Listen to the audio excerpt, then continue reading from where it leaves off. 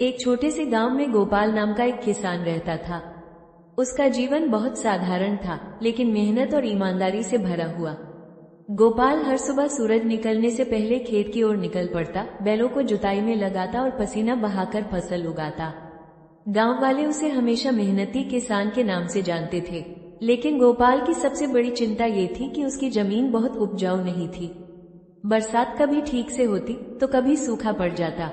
कई बार ऐसा भी होता कि मेहनत करने के बाद भी उसकी फसल खराब हो जाती। गोपाल की एक ही आदत थी, वो कभी शिकायत नहीं करता था। चाहे परिस्थिति कितनी भी कठिन क्यों न हो, वो कहता, धरती माँ कभी धोखा नहीं देती। अगर दिल से मेहनत करो तो उसका फल जरूर मिलता है। एक साल गांव में अकाल पड़ा। बारिश बिल्कुल नहीं हुई और तालाब सूख गए। लोग परेशान हो उठे। कई किसान शहर की ओर कमाई करने चले गए, लेकिन गोपाल ने ठान लिया कि वो हार नहीं मानेगा। उसने खेत में कुआं खुदवाने का निश्चय किया। गांव वाले हंसकर कहते, गोपाल, अकेला आदमी कुआं कैसे खोद पाएगा? ये असंभव है।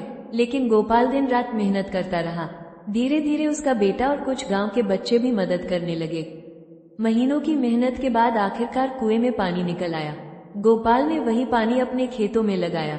कुछ ही महीनों बाद उसके खेत हरे भरे हो गए। जब आसपास के गांव सूखे से जूझ रहे थे, तब गोपाल के खेतों में गेहूं और चने लहलहा रहे थे। गांव वाले हैरान होकर उससे पूछने लगे, भाई, तूने ये कैसे कर दिखाया? गोपाल मुस्कुराकर बोला, मेहनत और विश्वास से बड़ा कोई धन नहीं।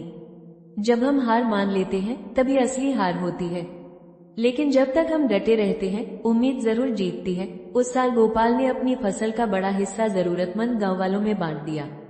उसके इस काम से सबके दिलों में उसके लिए सम्मान और बढ़ गया। कहानी की सीख: 1. परिस्थितियां चाहे कितनी भी कठिन क्यों ना हो, मेहनत और विश्वास से हर मुश्किल का हल निकाला जा सकता है। 2. हार मानना ही सबसे बड़ी हार है।